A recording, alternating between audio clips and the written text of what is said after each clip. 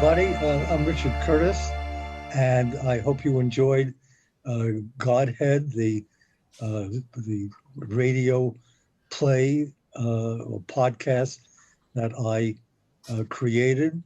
Um, and I'm speaking to Steve Mecca, who is our technical producer. He created the audio, all the audio um, and music and the website itself.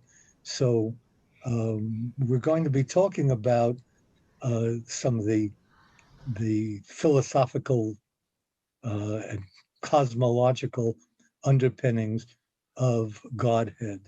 And I thought I would start by just telling you, as I like to do, the genesis of the play.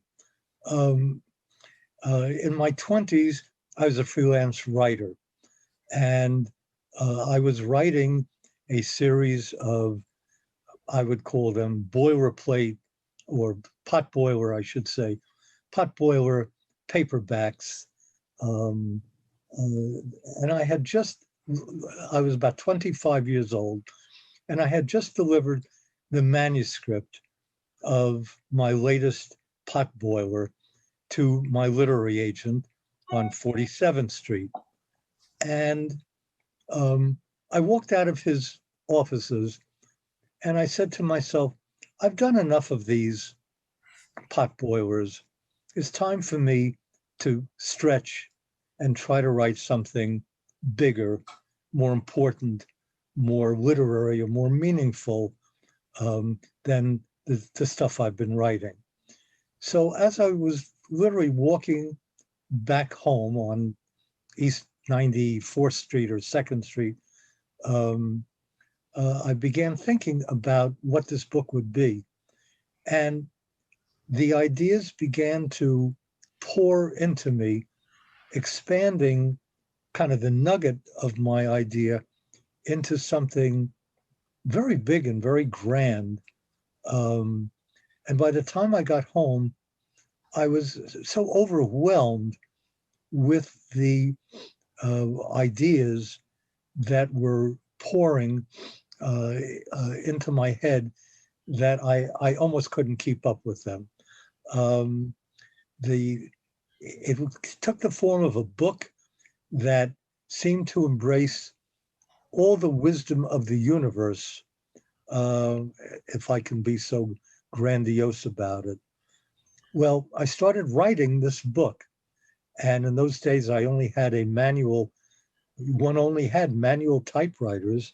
So I was typing furiously, page after page after page. And essentially I wrote an entire book. In the course of writing this, in the opening, I don't know, pages, I was suddenly struck by a vision that took it from just the literary to something I can't describe, but it was a vision of the universe that the only way I can describe it is the way I described it when Madeline describes her experience in Godhead. That description is as close to what I saw in my mind's eye as I can possibly tell you right now. And it obsessed me exactly the same way. This was not a dream. I was not sleeping. I was awake, staring at the ceiling, and all these images were pouring into my mind. And I can only liken it to, I started reading, or maybe I had read, a book by William James, the psychologist and brother of Henry James, who wrote in the 19th century.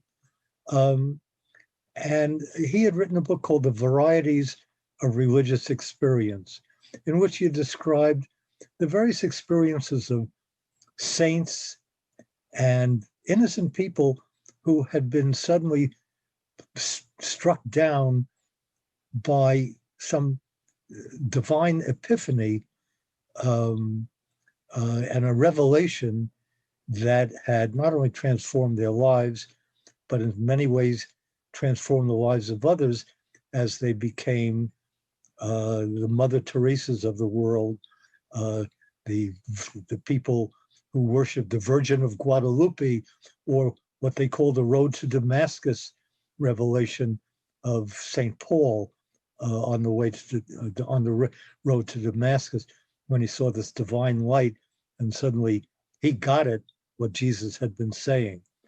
So all this was kind of like, it was not like any of those, but it was my own understanding of what people call God. And I can only say that the glorious visions that I saw were beyond what we usually talk about when we talk about God, not this entity that has conversations with us and guides our changes, tells us what to do and punishes us and rewards us. It was just a vast, living, universal. I mean, if you see the most beautiful pictures of galaxies, that's kind of what it looked and felt like. And there was that sense that I was just this little electron floating towards some an immense orange setting sun way, way, way in the distance, just as Madeline describes it in her book. So that was what happened to me. I didn't ask for it. I didn't pray for it. I didn't do anything to make it happen. It just happened to me. And it just so happens that I was in therapy at the time. And I tried to explain to my therapist what I was going through. And I must have been, as Madeline again says in Godhead, I must have sounded like the ravings of a lunatic, because when I explained it to him, as maybe I'm explaining it to you, it may sound like crazy stuff. And I said to my therapist, I dare you to put me in an insane asylum, because what I'm telling you must sound crazy. And he said something to me that actually began to calm me down. He said, don't go crazy. And it was one of those things you say when somebody's losing their temper, throwing a temper tantrum. You say, hey, don't go crazy. But when he said it, it was telling me, like, whatever you were experiencing is not madness. It's something else. He didn't understand it. That was not his orientation. So that was the experience that I had. Eventually, I returned to what you might call the real world. But that experience kind of changed me spiritually forever. Whatever I became on a day-to-day basis, a literary agent, a writer, a parent, a husband, whatever it was I became in the real world, that nugget of spirituality stayed in my heart and has somehow guided me unconsciously, spiritually, through life. And I several years ago, about 25 years ago, I was not an artist, but I picked up some pencils and started drawing. Then I started painting and became a fairly competent watercolor painter. And among the things I painted best were still lifes. And as I looked into every flower, I realized that how amazing life is, um, that there is some sort of intelligent design. We just don't know who the designer is, but Yep. I just can't believe that this universe was not in some way created, designed by something that kind of really knew what it was doing, way beyond what we know what we're doing, and way beyond what we can ever accomplish.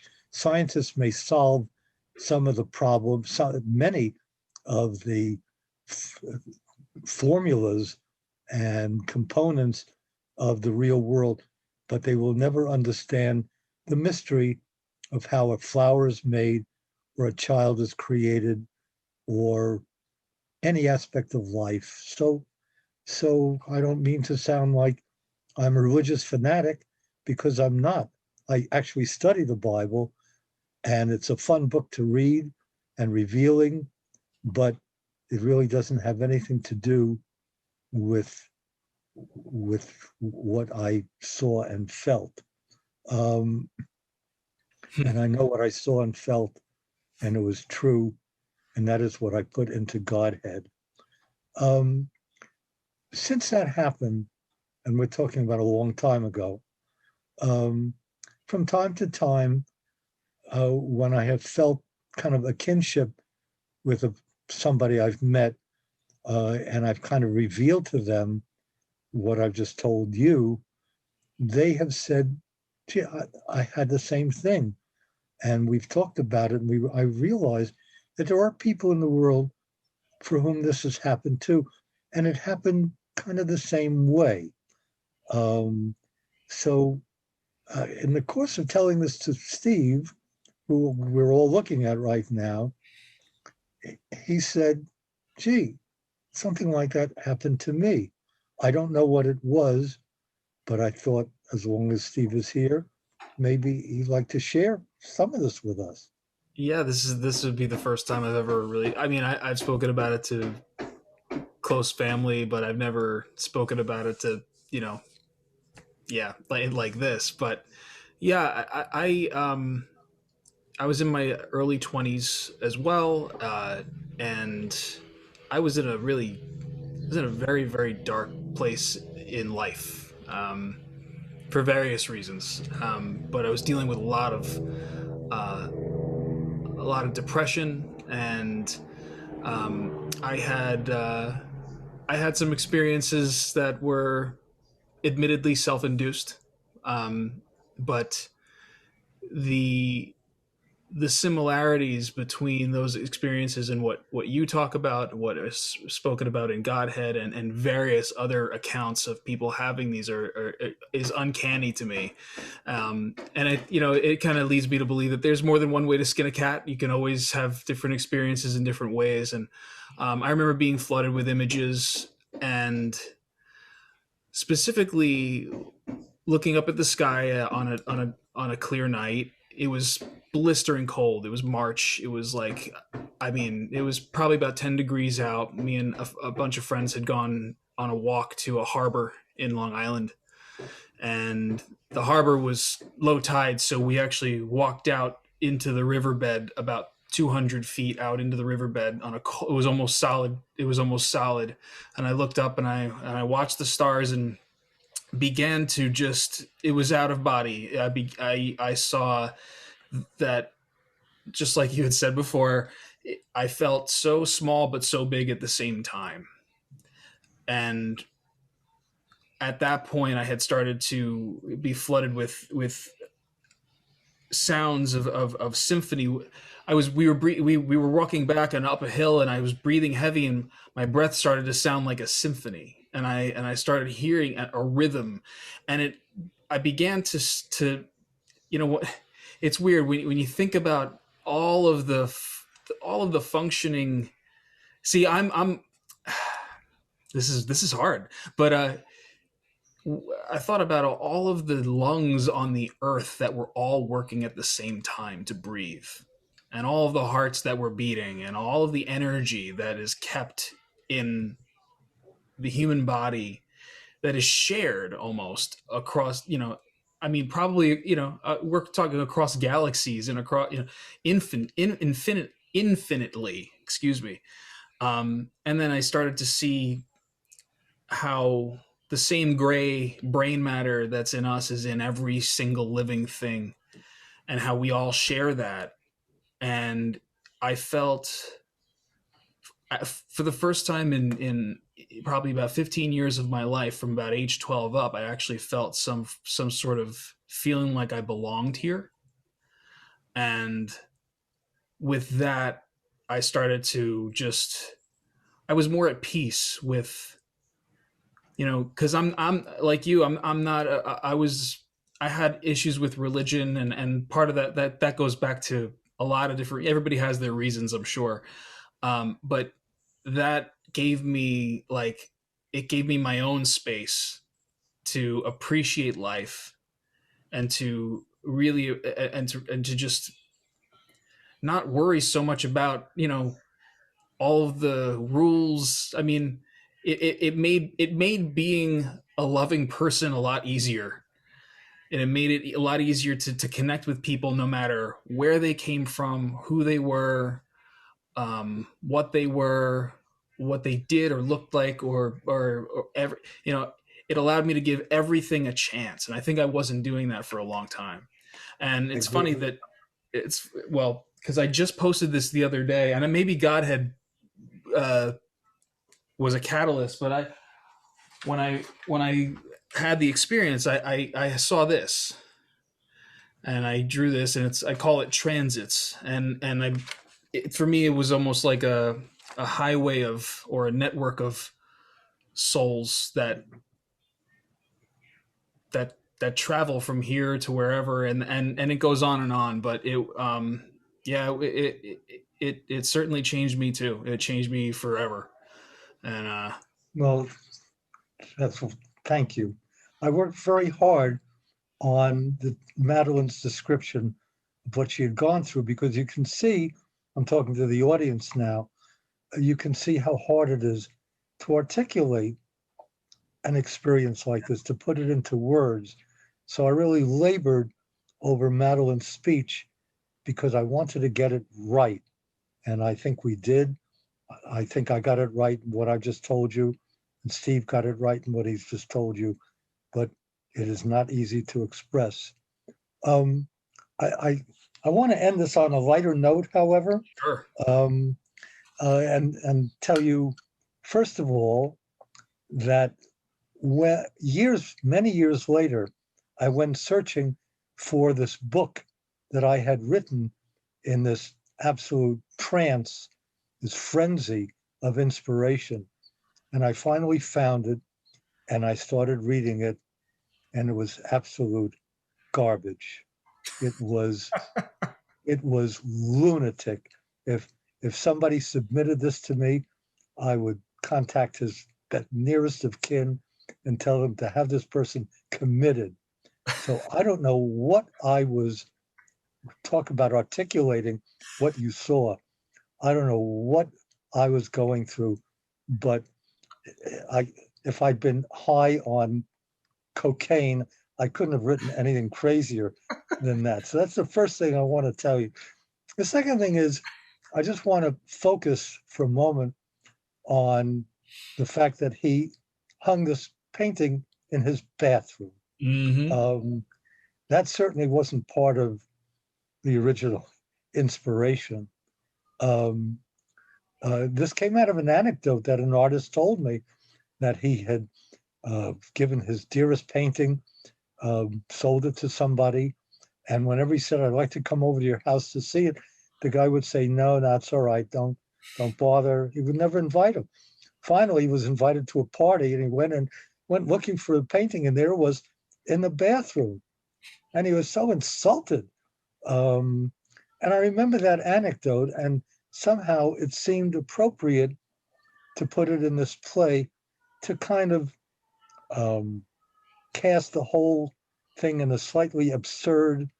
Um, I mean, the bottom line is, we've just taken ourselves very seriously, but don't take yourself too seriously. Yeah. Um, there is humor in this world, there is comedy, there's absurdity. Yeah. And as my therapist said, don't go crazy. I gotta say, the what made me gut bust laugh was when he said, "I told you, I look at it every day." Right. That is the best line. I'm sorry, in my opinion, that's the best line. Thank you. Well, thank you, Steve, for sharing My pleasure. your part with me. I hope I haven't embarrassed myself or anybody in sharing my heart with you, but that's Godhead. And thank you for listening, for watching, and we'll see you all soon. Bye-bye. Bye bye.